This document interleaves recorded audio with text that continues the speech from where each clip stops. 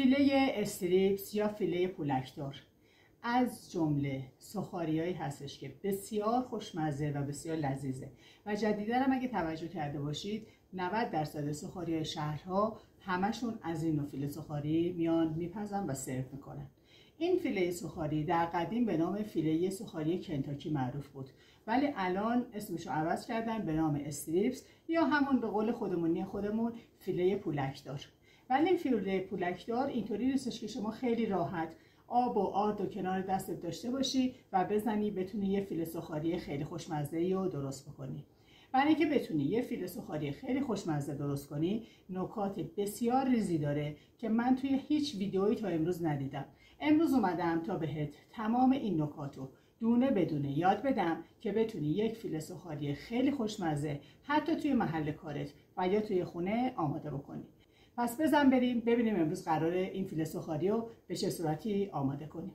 برای درست کردن این فیله پولکی و یا این فیله استریپس احتیاج دارید به فیله مرغ، ولی برای پاک کردنش یک سری نکات داره که باید شما حتما به این نکات توجه کنید.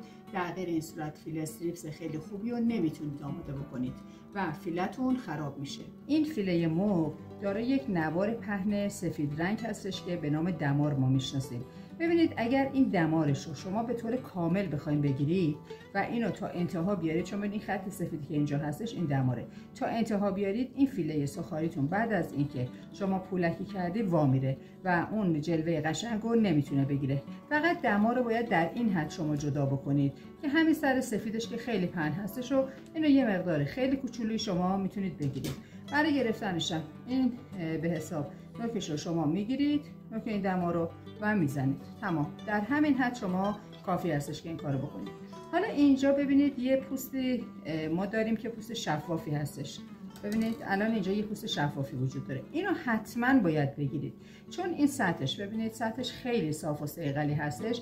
موقعی که ما میخوایم پولک گیری بکنیم این باعث میشه که پولک هایی که به این چسبیده ازش جدا بشه. یعنی وقتی که شما میرید برای سرخ کردن میبینید یه تیکه از فیلتون بعد از سرخ کردن استریپس نشده و یا پولکی نشده، پس این قسمت رو حتما جدا میکنید.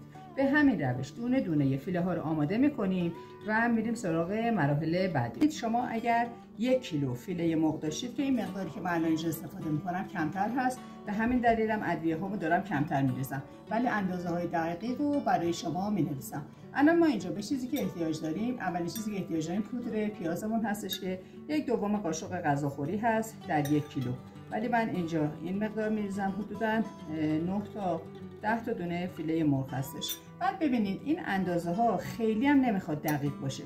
بعضیا هستن که خب مثلا طعم پاپریکا رو خیلی دوست دارن، خب این مقدار برای خودشون بیشتر میریزن. این آشپزی مثل شیرینی پزی نیست که خیلی شما بخواید حساسیت به خرج بدید. پودر پاپریکای دودی من استفاده کردم، پودر پاپریکای دودی رو هم اضافه میکنم.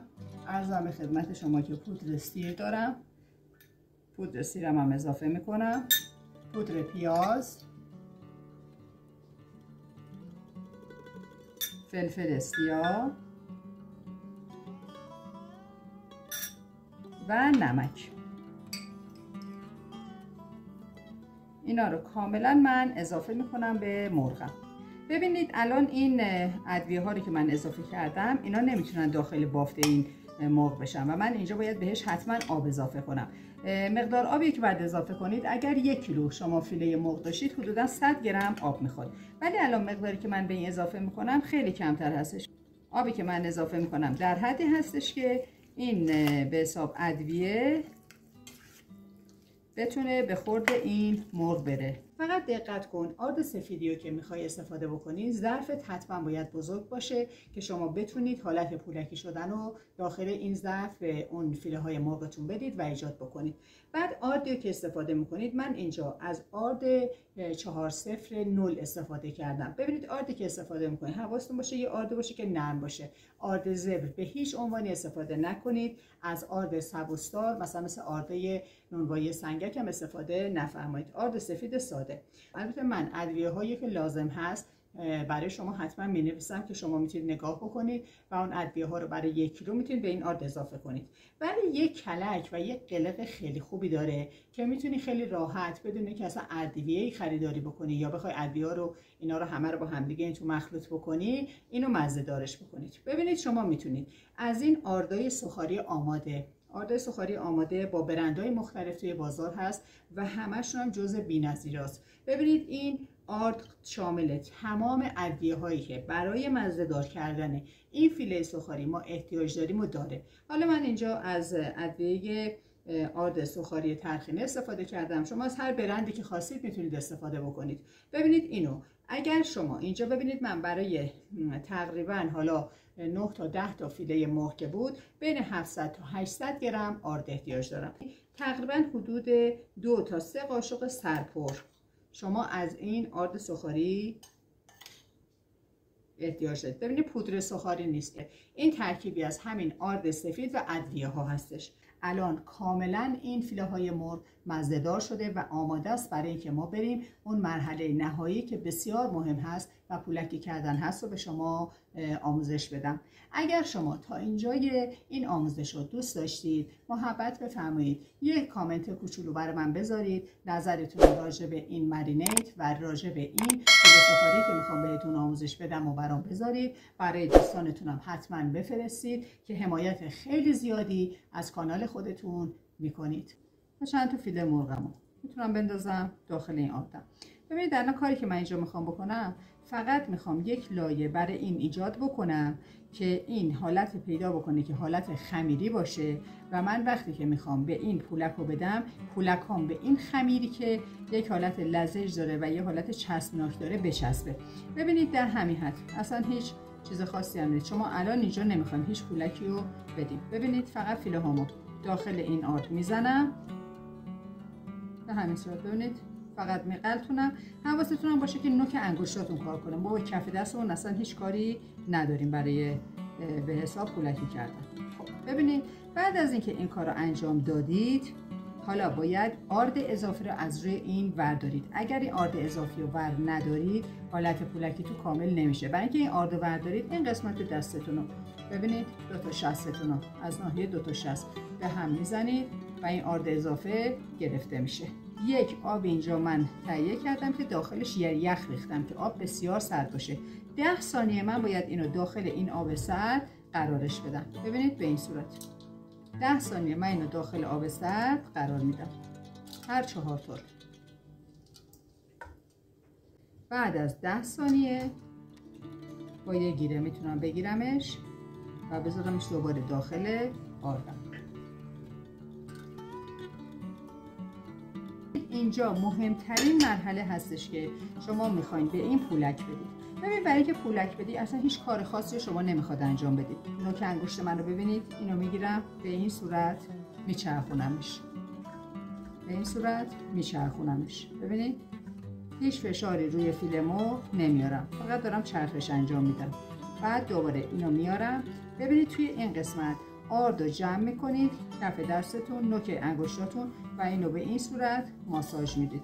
وقتی شما این کارو میکنید اون بافت پولکی داره الان اینجا شکل میگیره. ببینید توی رسیپی اصلی یک بار باید فقط این کارو بکنید، ولی توی فیله سوخاری فروشی ها به دلیلی که سودشون رو بیشتر بکنن و این حالت پولکی شدن هم بیشتر بکنن، کاری که انجام میدن این هستش که اینو 2 بار حتی گاهی اوقات 3 بار این کارو میکنن. حالا ببینید توی این مرحله من دوباره یک گوشش رو میگیرم، اصلا دست به جای دیگه نمیذارم، چون اگر این کارو بکنم این حالت پولکی شدن از بین میره.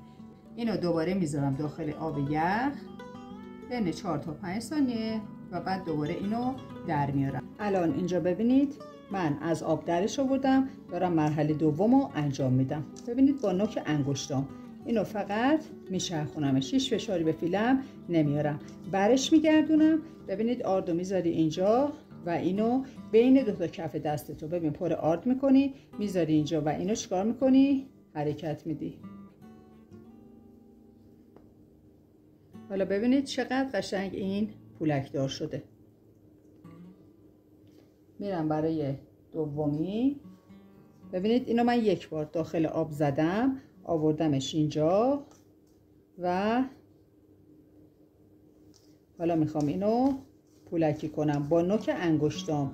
اینو چرخش انجام میدم، برش میگردونم، دوتا دستمو ببینید کف دستم اصلا کثیف نمیشه. با نوک انگشتام انقدر اینو بالا پایین میکنم، ببینید به این صورت. این کارو میکنم تا پولک روی این درست بشه. خب ببینید الان من یک بار دیگه مرحله بعدی دوباره میخوام اینو پولک دارش کنم. میزنمش توی آب، یکم تکونش میدم. ببینید این خمیری که اینجا هست این خودش باعث پولک شدن میشه. دوباره میذارم اینجا، اینو میچرخونمش با نوک انگشتام، فشارم بهش نمیارم. ببینید آردتون باید زیاد باشه، اگه آردتون کم بود آردتون رو اضافه میکنید. حالا دوباره ببینید آرد رو میذارم بین دوتا کف دستم و اینو وسط این دوتا آرد ماساژ میدم.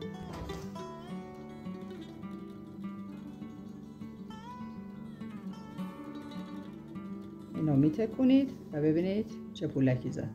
خب حالا اینجا روغن تقریبا زیادی باید بریزید چون این فیله مرغتون باید کاملا روش روغن بگیره. ببینید برای اول کار که شما میخواین اینو سرخ بکنید باید این روغن حرارت خیلی بالایی داشته باشه. توی رستورانا این حرارت رو تا 180 هم میرسونن. 3 تا مرحله دمایی توی رستورانا بهش میدن، ولی ما اینجا چون اون شرایط رو نداریم و اون دستگاه هنی پنی در اختیارمون نیست، فقط میخوایم با یه قابلمه ساده و روغن این کار انجام بدیم، اینه که فقط روشو به حساب روغن رو زیادتر میریزید و اجازه میدید روغنتون کامل داغ بشه.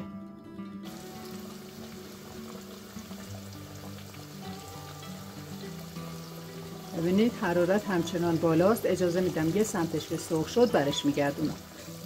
من اینو برش میگردونم داخل روغن، اینم همینطور.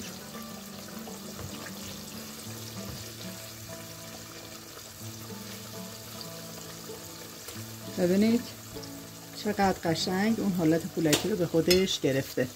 ببینید همچنان حرارت زیاده و من حرارت رو کم نکردم. فقط حواستون باشه اگر آردتون دیدید گوله گوله شد حتما صافش میکنید و مراحل کار رو دوباره ادامه میدید. خب این فیله سوهاریایی که آماده کردیم ببینید چقدر پولک‌های قشنگی روش بسته. طعم و مزه‌اش هم که براتون نگم. حتما امتحان کنید، در کنار خانواده نوش جان کنید.